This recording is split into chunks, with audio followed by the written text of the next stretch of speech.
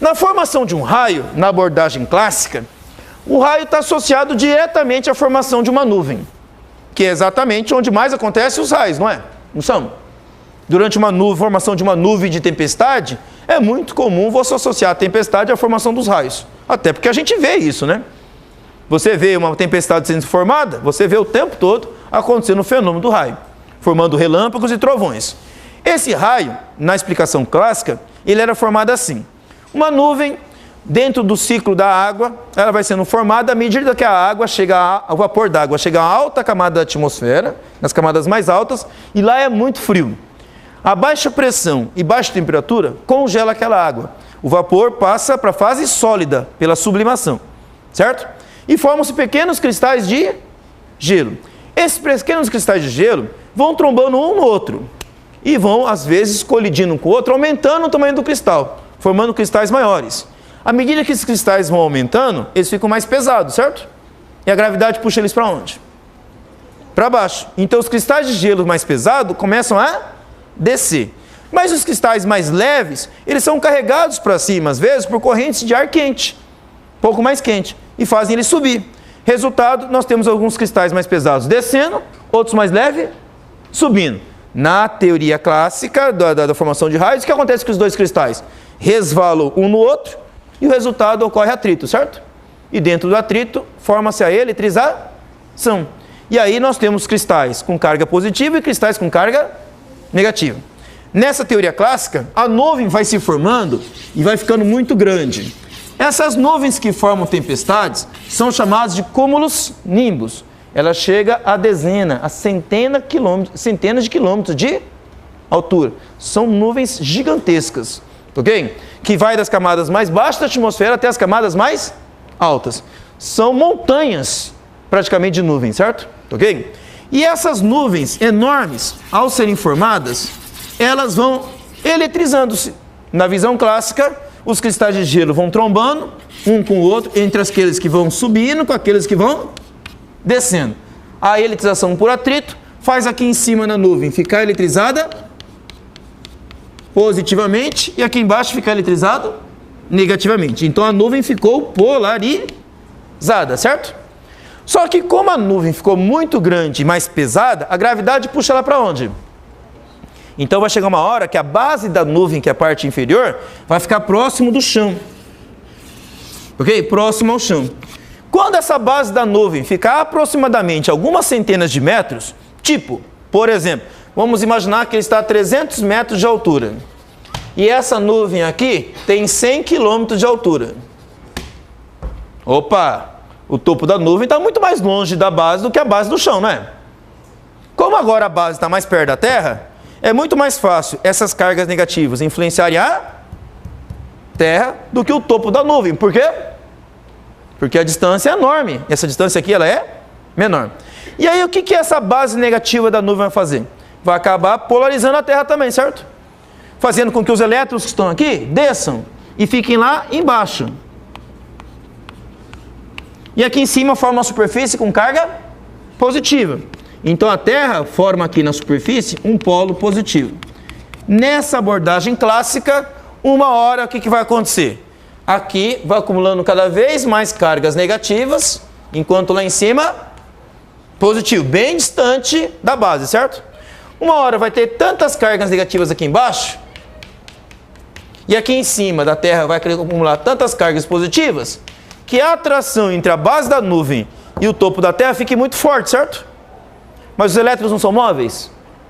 São ou não são? Como eles são móveis, o que pode acontecer uma hora com esse monte de elétrons? Descerem todos de uma vez, na forma de uma descarga, certo? Quando esses elétrons descerem todos de uma vez, forma-se o quê? Um raio. E aí tem-se a formação do raio. Ok? E o raio vai de onde para onde? Da base da nuvem para onde? Para a Terra. Esse jorro de elétrons que descem aqui pelo raio seria essa descarga elétrica. Ou seja, parece uma faísca, ok? De uma descarga elétrica que acontece entre um corpo negativo e um corpo positivo. Como eu disse, essa é a explicação clássica da formação dos raios. E até quando essa explicação foi válida? Até o final do século XX. Até a década de 90. Fala! Ah, a função do para-raio. A pergunta dele é qual é a função do para-raio. Um para-raio, ele seria uma ponte que você criaria entre a Terra e a nuvem, tentando criar um caminho mais curto para a nuvem. E foi exatamente o que Benjamin Franklin pensou lá no começo do século XIX. Ele pensou o seguinte: se eu criar uma torre metálica, por exemplo, ok? Que faça isso aqui, ó. Olha a torre aqui, ó. A torre tem uma forma de uma ponta, não é? Certo? Uma ponta é vantajosa porque ela aumenta a concentração dessas cargas elétricas. O que significa aumentar a concentração? Eu tenho mais cargas em menor espaço. E aí o que vai acontecer? Aqui vai ficar muito positivo. O que vai acontecer com essa distância aqui? Ela fica menor do que em relação à superfície da Terra. Essa distância aqui é maior e essa distância aqui é menor. Na hora que o raio vai procurar um caminho para chegar até a Terra, ela encontra o caminho mais curto. Então o que acontece? Você aumenta a probabilidade do raio acontecer nessa torre do que em relação aqui embaixo. Então o que o para-raio faz? Ele protege, porque ele cria uma região de maior probabilidade do raio atingir essa região. E os lugares em volta? Diminui a probabilidade. Então, como você tem maior incidência dos raios podendo acontecer na torre do que no entorno, o que está em torno fica protegido. Tá? Foi assim que Benjamin Franklin pensou. Uma teoria, na época, que gerou uma proteção que é usada até hoje. Os para-raios estão aí, no alto de casas e prédios, exatamente para proteger os raios. Mas não no sentido de evitar o raio. O para-raio não existe para evitar. O que ele existe é exatamente para fazer o raio cair nele. Então o para-raio, ele é um lugar que aumenta a probabilidade do raio cair nele. Tá? Entendeu? Então nesse sentido, o para-raio, ele protege fazendo o raio cair nele e não no entorno. Há algum tempo atrás, no começo desse ano, saiu no noticiário nacional de que o Cristo Redentor perdeu a ponta do dedo dele. O Cristo Redentor lá no Rio de Janeiro, no alto do morro onde ele fica, ele é um para-raio. Então, como ele é um próprio para-raio, normalmente os raios caem onde? Exatamente nele. Só que no começo desse ano, um dos raios mais intensos ali aconteceu e atingiu a ponta do dedo dele. E o que aconteceu com a ponta dele? Arrancou o pedaço. Certo? Então a ponta do Cristo Redentor lá na mão dele ficou sem uma ponta do dedo porque o raio acabou arrancando esse pedaço. Mas é um lugar muito comum de cair. Aliás, é o lugar mais comum ali do Rio de Janeiro que acontece raio. Exatamente porque ele é um para-raio, uma torre que sai do chão. Ele já está no alto de uma montanha e já é alto mesmo, certo? Ficando mais alto ainda, ele aumenta a probabilidade de acontecer. Tá? Então é assim que Benjamin Franklin pensou lá no começo do século XIX e que foi pensado até o final do século XX. Quase 200 anos foi a explicação clássica da formação de raios. O que aconteceu no final do século XX? Mais ou menos em 1992, um grupo lá da Austrália, ok, de meteorologistas, começaram a fazer filmagens de raios usando máquinas de alta velocidade. O que são máquinas filmadoras de alta velocidade? Uma máquina filmadora comum, que nem essa que vocês têm nos celulares, inclusive, tiram mais ou menos assim, uma filmagem formando fotografias, uma após a outra. Na verdade, a filmagem ocorre por vários quadros por segundo. No caso da filmagem comum, forma-se 30 quadros por segundo de filmagem. Então, no único segundo de filmagem, fotografa-se praticamente 30 quadros. Quando isso é passado, passa tão rápido para os nossos olhos que a gente não vê entre um quadro e outro, e dê uma imagem contínua. No entanto, esses meteorologistas lá na Austrália, eles conseguiram fazer a filmagem com 3.000 quadros por segundo, 6.000 quadros por segundo, 10.000 quadros por segundo. Chegaram a utilizar uma máquina filmadora com 100.000 quadros por segundo. Você imagina, em um segundo tirarem quantas fotos? 100.000 fotos. São chamadas máquinas de altíssima velocidade. Aí quando você pega essas fotos todas e passa ela 30 quadros por segundo, como é que parece a cena? Em câmera lenta. Ok? Nós não temos programas de televisão chamados supercâmeras. Filma-se toda aquela cena em vários quadros por segundo, depois você passa a velocidade de 30 quadros por segundo, a câmera aparece um movimento bem devagar. Quando eles fizeram essa filmagem dos raios e perceberam que esses raios eram muito mais intensos e complexos do que a teoria previa, então percebeu-se que a teoria sobre a formação dos raios estava errado. Errado em que sentido? Primeiro, um raio, ele não acontece sozinho. Ele acontece em várias etapas. Tá? Uma das classificações que foram feitas dessas etapas são em 4 etapas. Na verdade, um raio não é formado de um raio só. Ele é formado de 4 raios. A gente não vê porque isso acontece muito rápido. É tão rápido a formação desses outros raios que os nossos olhos não são capazes de ver. Mas na filmagem em câmera lenta, ok? Quer dizer, visto em câmera lenta, fotografado em várias vezes por segundo, percebe-se a formação desses raios secundários.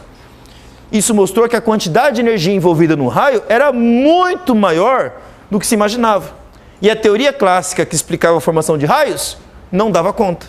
Por quê? Só a eletrização por atrito não dá energia suficiente para aquilo que era visto na filmagem. Então se percebeu que precisava de uma outra explicação para o processo de eletrização da formação de uma nuvem. Daí é que entra de novo o nosso quarto processo que eu falei hoje para vocês, o efeito fotoelétrico. Então, que maneira a nuvem pode ficar eletrizada também? Bom, como essa nuvem pode ficar muito grande, ela não pode chegar às camadas mais altas da atmosfera. Chegando a camadas mais altas da atmosfera, essa nuvem fica exposta à radiação do espaço, a radiação do Sol, a radiação cósmica que vem do espaço. E o que essa radiação é? Altamente energética. Como as radiações que vêm do espaço é altamente energética, e essa nuvem chegou às camadas mais altas, ela fica exposta a essa radiação. Como essa radiação tem muita energia, o que ela pode fazer com os átomos que compõem a nuvem lá em cima? Arrancar os seus elétrons. Se essa radiação atinge os átomos e as moléculas que compõem essa nuvem lá no alto da atmosfera, os átomos as moléculas de água e seus átomos começam a perder elétrons. E aí os elétrons começam a cair em cascata. Forma-se uma cascata de elétrons quando eles são energizados pela radiação cósmica do espaço. E aí acontece, um jorro de elétrons começa a descer. Resultado, o que aconteceu com a nova abordagem?